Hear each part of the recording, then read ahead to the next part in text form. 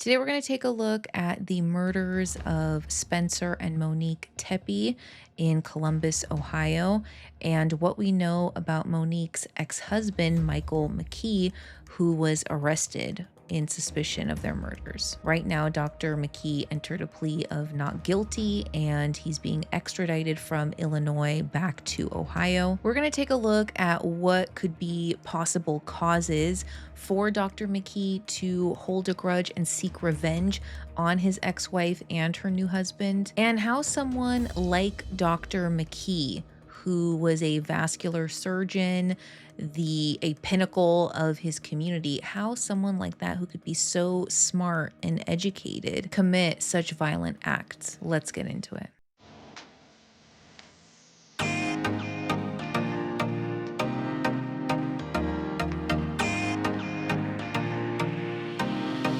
All right, so first I want to start out giving a little bit of background on the case. This is actually Monique and Spencer's wedding video that was done by his brother-in-law, Rob Misla. So if you wanted to, I would highly recommend checking this out. It's very sweet. It's also very sweet and bittersweet watching this video, but you could really tell how much Monique and Spencer really loved each other.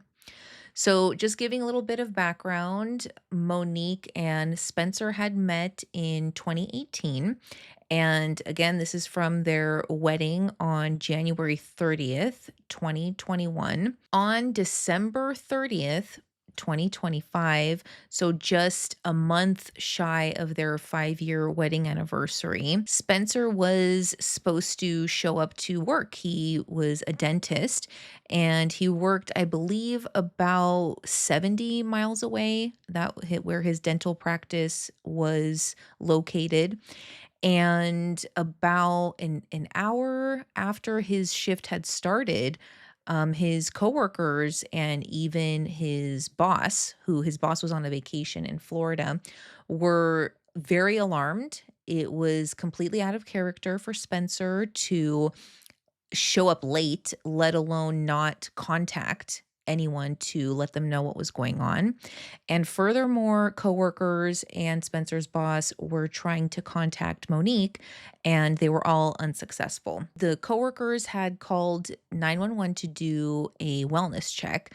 However, something happened and the 911 operator got the wrong address. So an officer showed up to a different home, found that no one was home, and he just assumed everything was okay. There was no other follow-up in the moment until coworkers kept on calling and they actually showed up to Monique and Spencer's home and they were saying, "Hey, we hear there's small children in the home." Monique and Spencer had I believe, an 18-month-old and a 4-year-old. They had 2 children, and they had a golden doodle. I believe it's the same black golden doodle that's in their wedding video. Finally, because of coworkers and friends' insistence, somehow they ended up getting into the home and they found Spencer's body first with multiple gunshot wounds, and they found Monique shortly thereafter, I believe, with one gunshot wound to the chest. There was surveillance video found through the neighborhood on different neighbors' cameras of an individual walking down the back alley of the home. So, just to give a little more context, this is drone footage from their wedding video. And the Tepes home was this second property here, Stark Gray property. And so the footage of this mysterious man in a hood walking down the back alley between 3 and 4 a.m. was caught on cameras here down this back alley. So Dr. McKee's car was actually found and traced all the way from his home to Columbus, Ohio, and back. And in regards to how he was actually caught, who did the caller, which agency actually arrested him, was the ATF, which would indicate somehow they were able to track ballistics to a specific weapon that he owned. Monique and Michael were married for a total of 7 months before Monique filed for divorce for irreconcilable differences or incompatibilities. I can't remember the exact verbiage. And it didn't seem like it was a contentious divorce. She had actually given up fighting for the home that they had together. She seemingly had just wanted to end the relationship as amicably as possible. She actually was the one who purchased her own engagement ring and wedding ring. So that wasn't an item of contention because those were hers. I believe there was a small amount of money, about $1,300, that she was ordered to pay him. However, there was nothing further in the court documents regarding any spousal support. So seemingly they had a fairly straightforward and smooth divorce process. So then the most obvious question becomes, why did this happen? How could he hold on to anger, bitterness, and resentment for all these years? Let's take a look at Ashley Banfield's interview with a true crime podcaster. So, Gigi, thanks for being on. First of all, your reaction as a true crime podcaster to the arrest of this vascular surgeon. I tell you, I didn't have him on my radar as somebody who would possibly do this because the length of time that they were together versus the 8+ years they've been apart, I thought, well, a lot of times past, he's moved on. But, jealousy and rage is such a powerful emotion. And I think it trumps common sense or all of the straight A's or however many times you've been in the newspaper or the fact that you're a vascular surgeon. I think that over the past 8 years, it's going to be interesting to see his online activity. How often was he stalking them? Was he seeing her public profiles of a very happy marriage? Then come the children and think that should have been me. That's all I got, Ashley. I can't think of any other reason why a man who easily could find a woman who wants to marry a vascular surgeon and live in a nice place like that, but seems like he never married again and makes me wonder, did he just never get over her? And we have been digging for some kind of a presence for this guy, a dating profile, any girlfriends, any social media. And we're coming up pretty empty handed. I'm wondering what you're finding. Finding the same thing, which is nothing. He's a very, I mean, even his medical pages, most of the times they'll have a photo of the doctor, none of him. I have found nothing online as far as social profiles. I've went to the Wayback Machine to look back for 10 years, and there's just nothing other than, the mention of, well, he got this in high school. Nobody cares about high school or how smart you were. You murdered an innocent couple with two small kids. It kind of all goes out the window. Clearly smart in the medical field, but not smart in the true crime world. The thing is, intellectual ability, your intelligence quotient, is completely different and separate from your emotional quotient. So you can be highly successful, very well trained, highly skilled, incredibly intelligent, but not know how to manage your emotions and have horrible social skills and a deep lack of empathy.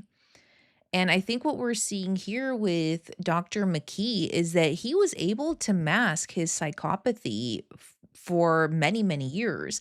It was only with people who got to know him a little bit deeper, i.e., Monique, who saw this true nature, who saw his real side come out, his shadow side, meaning unhealed trauma, who is not able to manage difficult emotions and self regulate. This typically stems from insecure attachment styles, which we know are developed during childhood.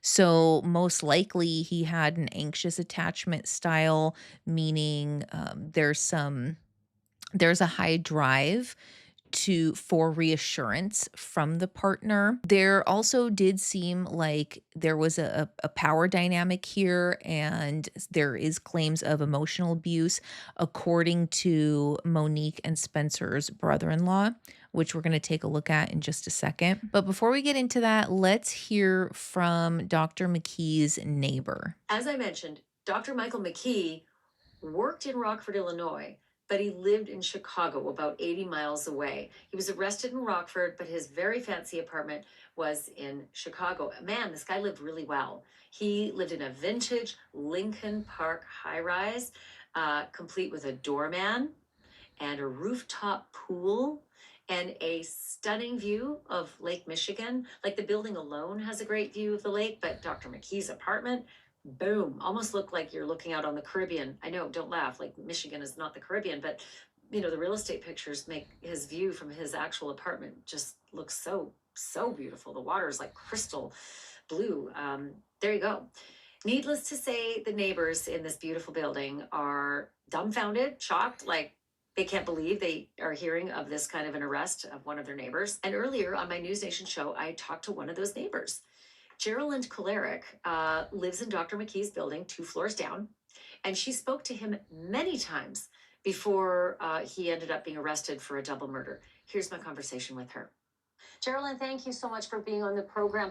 I just wanted to get your first reaction to hearing that this neighbor of yours, who you'd spoken with and thought was delightful, has been arrested on 2 aggravated murders. Yeah, it's really was a shock to the building and everything, because I met him really once. We really talked at the poolside, and that was during the summer, shortly after he moved in.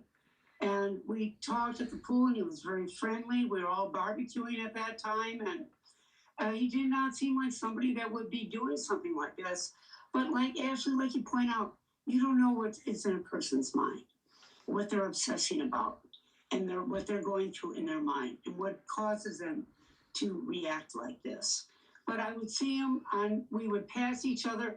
I saw him last week, too, going by, and we would just say hi, how are you, hi, and that's it. We never really spoke after that. He was kind of a quiet person to himself. But it is shocking that a resident of this building was charged with such a terrible crime. And residents Honestly, I can't imagine. So, according to one of his neighbors, he seemed polite and quiet and kept to himself. There was no erratic behavior or irritability. But again, people can mask their psychopathy incredibly well, especially if they're in these highly specialized professions, and they are more intellectually advanced. Because part of the game or scheme, if you will, is pulling the wool over everyone's eyes, right? No one would ever suspect that I think this way or I do these things behind closed doors because I'm so plain and boring and live a quiet life and am highly successful. I also want to share an interview that Spencer and Monique's brother-in-law,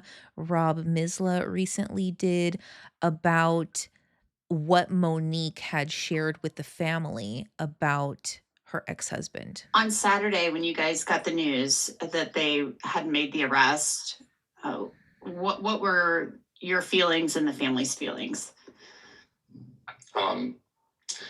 It obviously doesn't bring them back.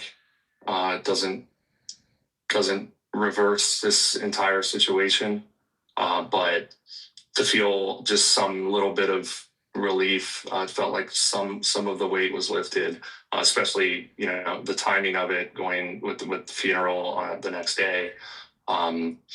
It's step one in the entire process, but at the same time, he's not convicted yet. So we're steadfast in making sure that all of these stones are unturned and that he he doesn't walk free again. So Were you surprised that the arrest was made? no, I had no idea about the timing or who the investigators had as suspects, but I can just say that very early on, speaking for at least the Tepe side of the family, that we were pretty sure who did this. And why was the Tepe side of the family so certain that he was the primary suspect, that he was going to be the person that law enforcement arrested and charged? Um, and again, yeah, I'm just trying to speak for the Tepe side of the family because, Monique's side had obviously a different relationship with her. They've known her since she was born. For us, we met Monique in 2018 when Spencer first introduced her to us. But we were fairly certain because of just what Monique had told us stories wise of her. She never called him by name. She would just call him her ex-husband, and just how much of a monster he was, to be honest, emotionally abusive and threatening. And, she did everything she could to extricate herself from that situation. And, met Spencer and lived a very happy life. But I can't speak for Monique, but I know that it changed her as a person. And perhaps it was always in the back of her mind. I don't know. Had she ever spoken to you about it, or Spencer, or did you just hear about a lot of this after the fact? No, we were aware. She wasn't shy about talking about it, and how it had impacted her kind of mentally, just as a person going forward. So we had all heard stories and had talked to her deeply about these situations, but at the same time, we were all thinking this is something in the past. And Monique is clearly happy right now and has a family and is with the person that she loves. So Mhm. while we were aware of it, we were also more awestruck by the couple themselves and how much they were in love. So Did Spencer and Monique ever voice concerns to you, or did Monique voice concerns that she thought this guy just was going to show back up, or that he wasn't letting go of the past? mm, I would say that she was always worried about him. But at the same time, we never thought that it seemed like a direct threat. Um, and she never mentioned like of recent, at least to me, that that he'd been in contact with her or anything. So, that's all I can say, I guess. According to the brother-in-law, Monique was very open with the family in regards to sharing about the tumultuous relationship that she had with her ex-husband. It's interesting she would never use his name, but she communicated there was emotional abuse and controlling behavior, and even up until brother-in-law is saying recently that she was concerned about him. However, nothing was so alarming. There were no alarm bells being set off. And I mean, sometimes this can happen where you leave a relationship and the person who's left feels like they're safe and also feels like they can handle whatever the ex-partner is doing in regards to let's say not wanting to burden friends or family members. So thinking, "Oh, you know what? They always say this or this is a pattern. I'm not gonna I'm not going to make a big deal out of this. And we don't know if that was what was going on for Monique. We don't know if Monique and her ex were still somehow connected online via social media, if they were friends on it or followed each other on any platforms, or if she had blocked him. You never know through mutual friends, um, if he was still able to keep an eye on her or keep tabs on her. I mean, we saw their wedding video is up on YouTube that anybody can see.